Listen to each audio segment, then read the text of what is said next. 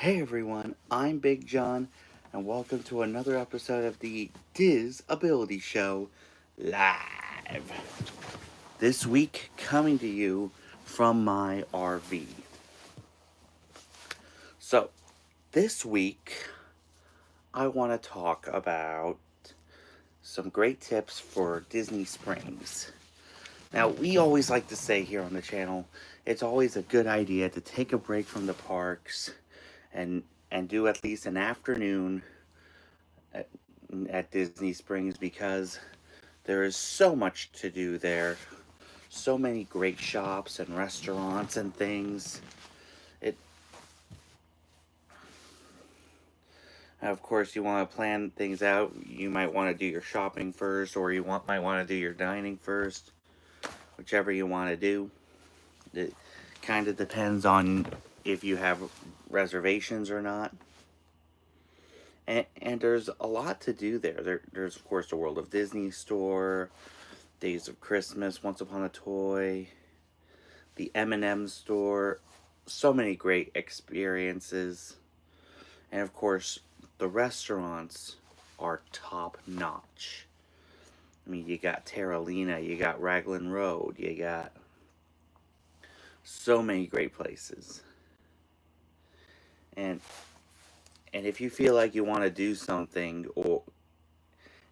and of course, there's also the DVC Lounge, which we're going to talk about coming up in the Diz or Dat.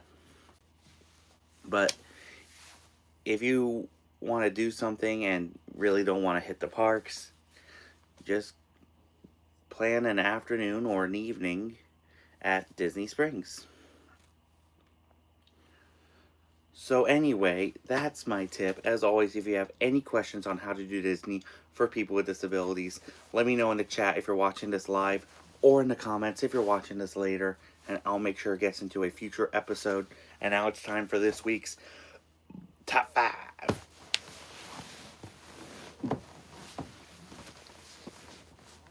So, there are some great hotels on Disney property.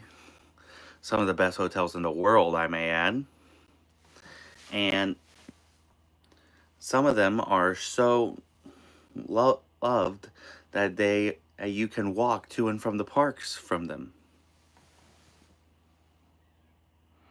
Hi, Fatima Khan. Hi, Mehdi. Make sure you subscribe. Alright, so this week we are going to cover my top 5 easy access hotels. Alright, number 5 is more of a 2-in-1. It's Pop Century and, of course, my personal fave, Art of Animation. Fatima Khan, I'm from Maine. As I was saying, number 5 is a 2-in-1, Pop Century and Art of Animation, because they both share a Skyliner station, and they are both fantastic. And you can just hop onto the Skyliner from them, and then go wherever you want between the other Skyliner resorts or Hollywood Studios or Epcot. And it's very convenient. It really is. Number 4, the Boardwalk. Now, we've stayed at the Boardwalk back in 2021. It's another great convenient place. And it's right within walking distance of both Epcot and Hollywood Studios. I mean, so it's like 10 minutes to Hollywood, 5 or 3 minutes to Epcot. It's very good. And you got some on Boardwalk entertainment. It's just a lot of fun. And it's across the lake from number 3, the Beach Club. Now, we've stayed at the Beach Club back in 2018, and I think it's the closest to Epcot than it is than it is from Boardwalk. It's such a lovely hotel, and of course, it's Water Park Stormalong Bay with its sand bottom pool. Mm, and it has some great New England charm, which, being from New England, it's kind of like being at home. Uh, Number 2, the Grand Floridian. Now, the Grand Floridian is another great hotel. You can walk to the Magic Kingdom, or it's just a monorail stop from the Magic Kingdom. Either way, it's great, especially since they have that walkway, which you can get if you don't want to get crammed in the monorail. But of course, seeing how hot it is these days in the parks, especially in the morning, the monorail might be your best bet. And my number 1 easy access hotel, Bay Lake Tower at the Contemporary. And we've probably stayed at Bay Lake Tower more than we have had at any other DVC resort that we've stayed at. That's how good it is. And it's like a 5 or 10 minute walk to the Magic Kingdom from there. It's very convenient, and you don't have to worry about catching a bus or a monorail because it's right there, which is perfect. It really is. So anyway, let me know in the chat or in the comments what your favorite easy access hotel is. And now it is time for Diz or Dat. Now, on both coasts, you will find at least one DVC lounge, which, if you're a Disney Vacation Club member, they have these lounges is somewhere, and you can use them at your whim and just chillax in the middle of your park day. At Disneyland, the only lounge they have is in Tomorrowland, on the top floor of the launch bay. And it's very spacious. There's a little area where you can go outside. We didn't use that. We just hung out inside, and we brought up our lunch up there one day. It was just great. And at Walt Disney World, they have 3 lounges now. The first one at Epcot, which we have done many times, on the top floor of the Imagination Pavilion. The lounge at Disney Springs, which is above their Welcome Center, and that one's very lovely. And the new one at the Magic Kingdom, which we have not done yet, but maybe coming on our upcoming October trip, maybe we will. And it has a rustic theme, as we've seen in online, as it's in Frontierland. So anyway, let me know in the chat or in the comments which resort has the better DVC lounges, Diz, Disneyland, or DAT, Walt Disney World. And now it's trivia time. So last week, we asked, what was Flynn Rider's real name? The correct answer is Eugene.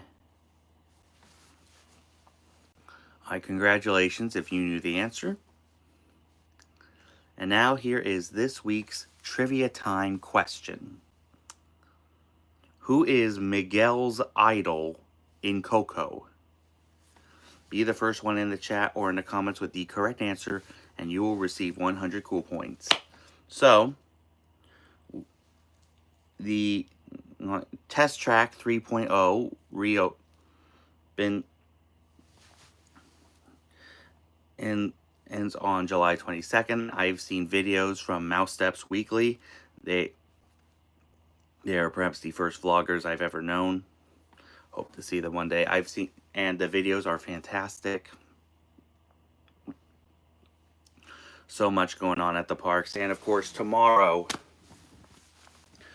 will be the final day to enjoy Tom Sawyer Island, the Liberty Bell, and the Rivers of America.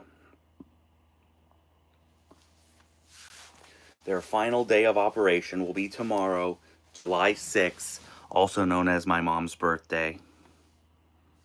And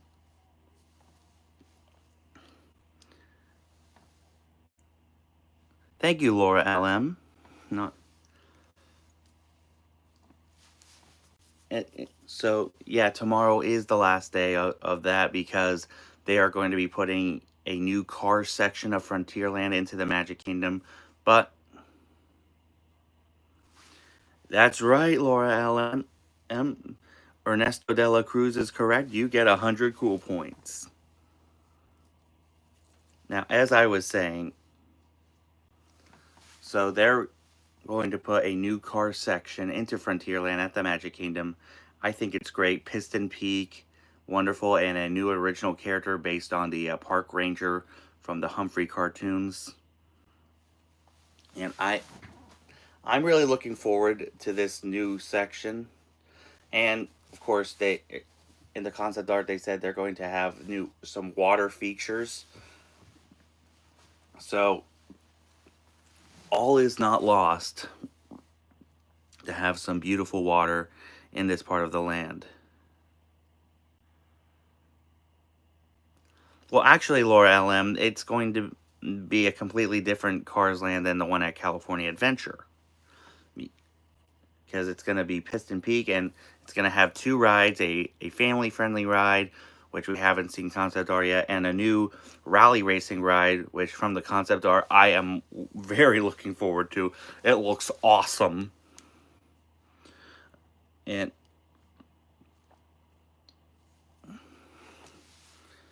but yeah, but am I sad that they're getting rid of the Rivers of America? Yes. But are you really looking forward to this new car section? Also yes. But don't forget, there's still a Rivers of America and Tom Sawyer Island at Disneyland. So all is not lost.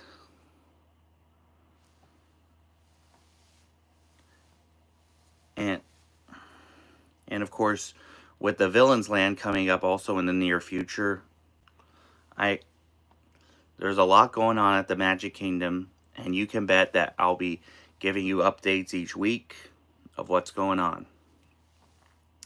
So anyway, that's our show. As I said, if you have any questions on how to do Disney for people with disabilities, let me know in the chat if you're watching this live, or in the comments if you're watching this later, and I'll make sure it gets into a future episode. For this week's shoutouts, make sure you guys check out Justin Scard. He does great Random Land videos. Definitely check him out. Also, make sure you guys check out Nate, aka Paging Mr. Morrow. He does great vlogs all the time from the parks. Definitely check him out as well. Also, make sure you guys check out my buddy Beth over at Beth's Disney Adventures. She is going to be going live on Tuesday from somewhere at Walt Disney World. Definitely check her out as well. Also, make sure you guys check out my pals Jessica and Lewis over at One Little Spark JL. They did a video at the Polynesian on 626 Day, aka Stitch Day, where they got Stitch to autograph their old VHS tape of Lilo and Stitch. Definitely check that out. If you haven't subscribed here yet to the Big John Network, what in the Walt Disney World are you waiting for? And ding the bell for notifications so you never miss a second of the fun. And until next time, may the mouse be with you.